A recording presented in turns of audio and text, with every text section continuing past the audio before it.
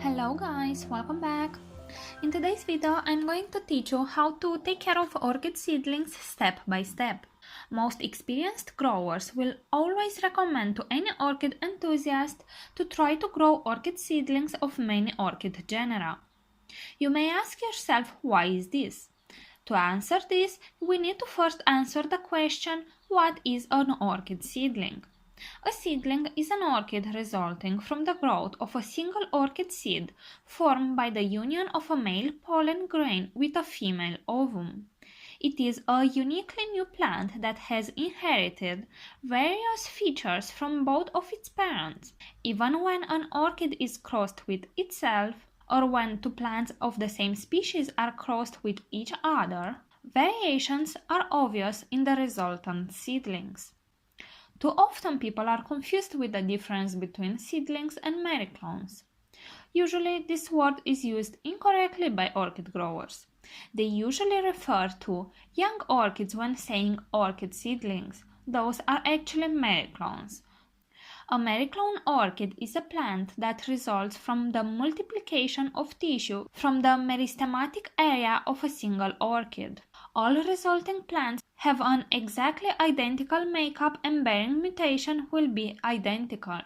A lot of orchid growers, including myself, prefer orchids that are mericlones because they have the certainty of special features of the awarded original orchid. But this takes a little bit away from the surprise of having a particular individual that is more beautiful or fragrant than the mericlone itself.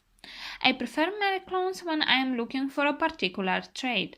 For example, I am looking for a particular form of Cattleya semi-alba, the one that has darker colors on the lip, making a very nice contrast between all the sepals and petals that are white and the lip that is very dark. I grow some orchid seedlings in the search for improved quality from the parents' plants, hoping for that wow factor that you can discover on the first blooming of an orchid, especially if the parents are selected cultivars, and the satisfaction will be even greater because you have nurtured this orchid from baby, from the start of its life, to come along. The seedling is a new generation of orchids that may have inherited the quality or even have improved the various features from both its parents or grandparents, and invariably advanced or improvements of that genera appear. For me, this is my orchid adventure, to have a huge chance of getting a particularly beautiful individual or to have a total lose. The fact that there is no guarantee of a desirable result, it can be somewhat of a lottery, but quite satisfying in the process. Okay, so now that the terminology has been elucidated, let's talk about how to actually care for orchid seedlings. And for the rest of this video, when I will refer to orchid seedlings, I will actually mean both mericlones and seedlings, as they require the same type of care. If you want to give seedlings a try, here is what you will need: an orchid seedling or flask, 8 or 9 cm pot or a specific pot for semi-hydroponics, Seramis and Leca beads, a shallow pot tray that you won't need for semi-hydro, fertilizer, super thrive, and a heat mat. First step, repotting.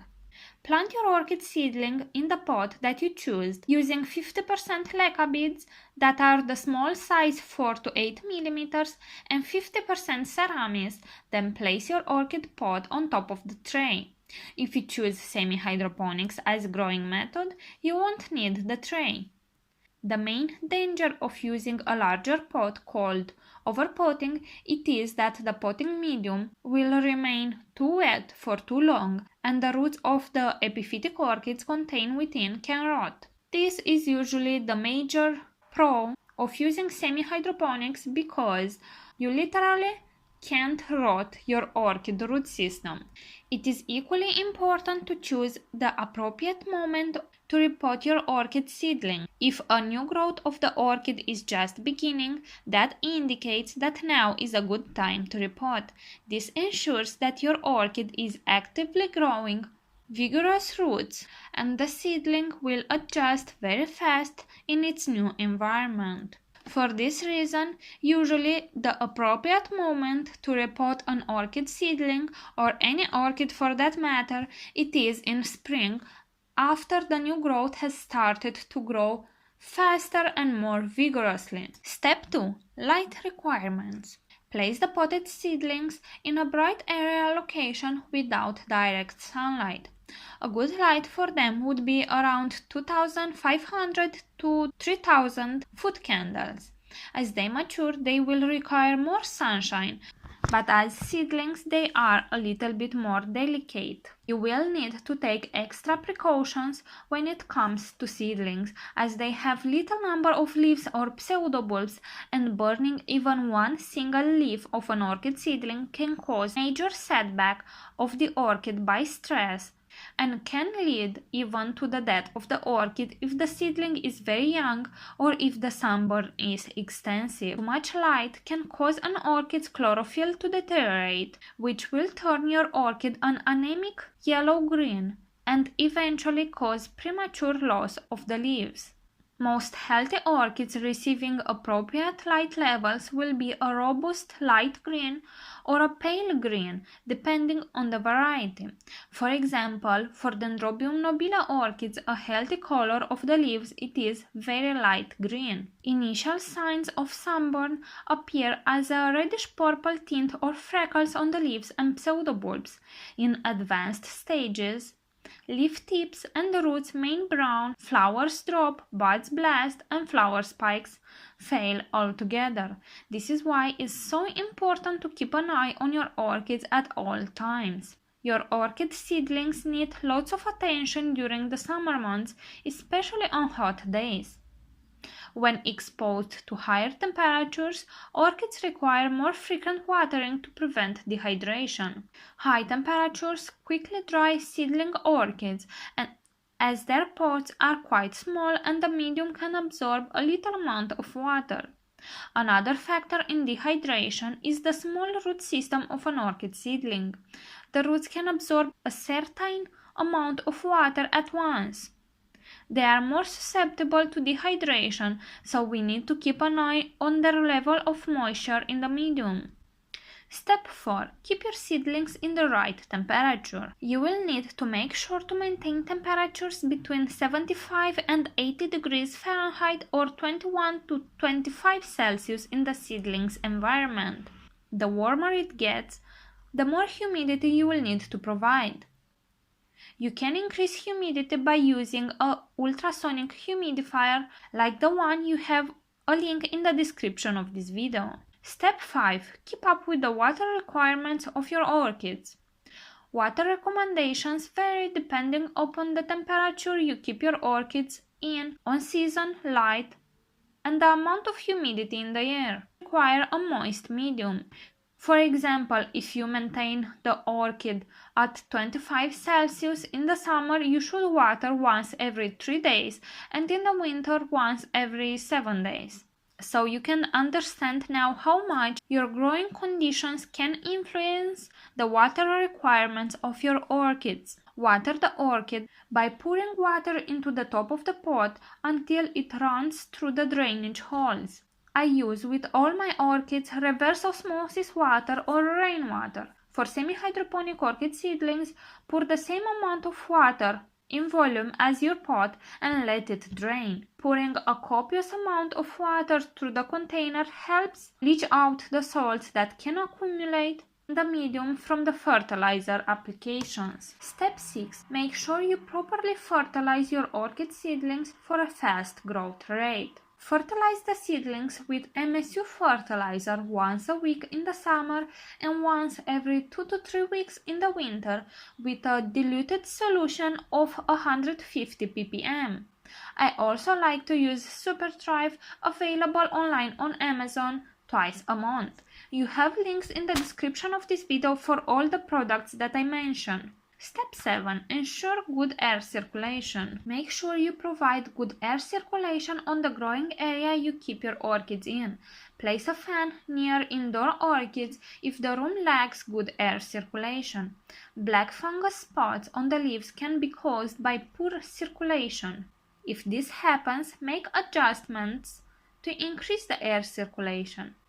Monitor the orchid for pests such as spider mites and scales. If you see them, apply proper insecticide to control the problem. Step 8. Transition them slowly to mature orchid care.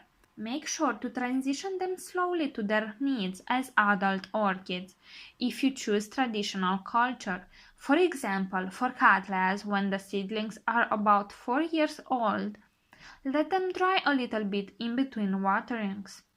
If you choose semi-hydroponics culture, there is no need for transition. From my experience, cattleya types and their hybrids prefer almost always moist potting medium during the first year. Around the 3 to 4 year mark, they will need to dry out in between waterings just like mature cattleya plants if potted in inorganic medium as normal medium in traditional culture. In semi-hydroponics, they do not need to dry out in between waterings. You should water them again when the reservoir of the pot gets empty. They will need less light than mature plants. The dendrobium orchid seedlings like the potting medium to be moist at all times until they start growing canes longer than 3 inches. After that, watering requirements will be similar to mature dendrobiums. Step 9. Keep your orchids warm in the colder months. In the colder months, make sure to use a heat mat underneath your orchid pots to keep them warmer. This ensures the root system stays warm and they grow faster.